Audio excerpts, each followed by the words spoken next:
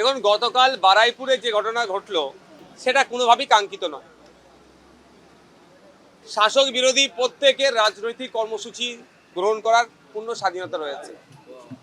সেখানে বিরোধীদের রাজনৈতিক কর্মসূচিতে যেভাবে যতটুকু দেখতে পাচ্ছি, আর আমি বাস্তব অভিজ্ঞতা তো আমার সাথে হয় তো বিভিন্ন সময় বিভিন্ন জায়গায় দেখেছি, আমরা বিরোধীরা প্রোগ্রাম করতে গেলে এলাকার মানুষকে ধমকে চমকে এলাকায় আসতে দেয় না।